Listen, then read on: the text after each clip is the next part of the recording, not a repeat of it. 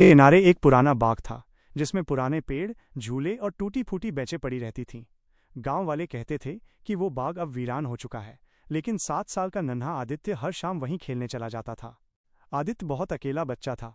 उसके माँ बाप दोनों नौकरी पर जाते थे और अक्सर देर से लौटते। पड़ोस के बच्चे भी उससे ज्यादा घुलते मिलते नहीं थे, इसलिए उसका मन अक्सर उदास रहता। एक दिन हमेशा की तरह आदित्य बाग में अकेले झूले पर बैठा झूल रहा था। तभी उसने देखा कि झूले के सामने खड़ा एक लड़का उसे देख रहा है।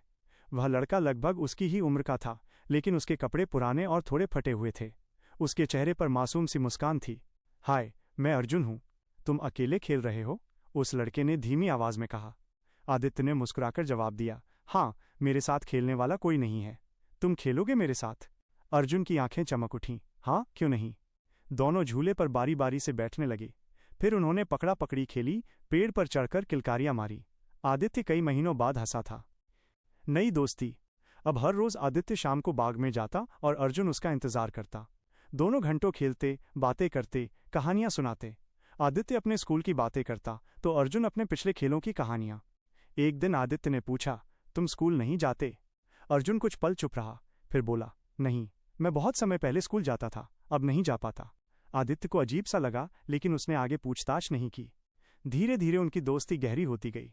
आदित्य ने अपने माता पिता से भी अर्जुन का जिक्र किया, लेकिन उन्होंने कभी उसे नहीं देखा था। वे बस मुस्कुराकर कहते, शायद तुम्हारा काल्पनिक दोस्त होगा। सच्चाई की झलक। एक दिन आदित्य को बुखार हो गया। वो कई दिनों तक घर से बाहर नहीं जा पाया। जैसे ही उसका स्वास्थ्य थोड़ा ठीक हुआ, वो तुरंत बाग की ओर भागा। अर्जुन पहले से वहां खड़ा उसका इंतजार कर रहा था, पर इस बार उसका चेहरा थोड़ा उदास था। तुम इतने दिन क्यों नहीं आए? अर्जुन ने धीमे स्वर में पूछा। मुझे बुखार हो गया था, अब मैं ठीक हूं।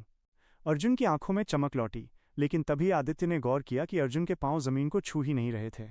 वो डर गया और पीछे हट गया। तुम कौन हो? अर्जुन ने गहरी सांस ली और कहा, मैं इंसान नहीं हूं। मैं बहुत साल पहले मर गया था। आदित्य के रोंगटे खड़े हो गए।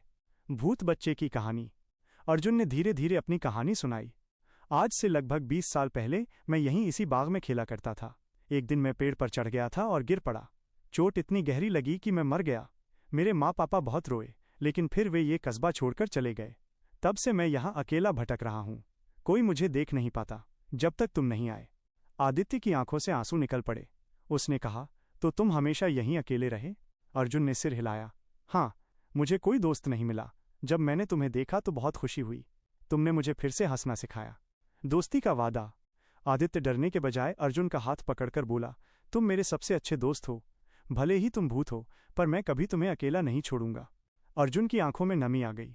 पहली बार किसी इंसान ने उससे दोस्ती की थी, बिना डर के। उस दिन से दोनों रोज मिलते और बातें करते।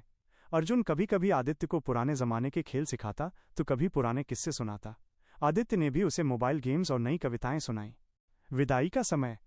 एक रात आदित्य ने सपना देखा। उसमें अर्जुन की माँ आई और बोली, बेटा, तुम्हारी दोस्ती ने अर्जुन को शांति दी है। अब उसका समय आ गया है कि वो हमें ऊपर मिलने आए। तुम उसका आखिरी खेल का साथी बने हो। सपने से जागकर आदित्य का दिल भारी हो गया। अगले दिन वो भागते हुए बाग पहुंचा। अर्जुन पहले से वहां था, लेकिन इस बार उसका चेहरा शांत और उज्ज्वल था। आदित्य, अब मुझे जाना होगा। तुम्हारी दोस्ती ने मुझे बहुत खुश किया। अब मैं अकेला नहीं हूं। आदित्य रो पड़ा। नहीं, मत जाओ। तुम ही मेरे सबसे अच्छे दोस्त हो। अर्जुन मुस्कुराया। मैं हमेशा तुम्हारे दिल में रहूंगा। जब भी तुम हंसोगे, खेलोगे, याद रखना मैं वहीं हूं। इतना कहकर अर्जुन की परछाई धीरे धीरे धुंध में बदलने लगी और अंततः गायब हो गई।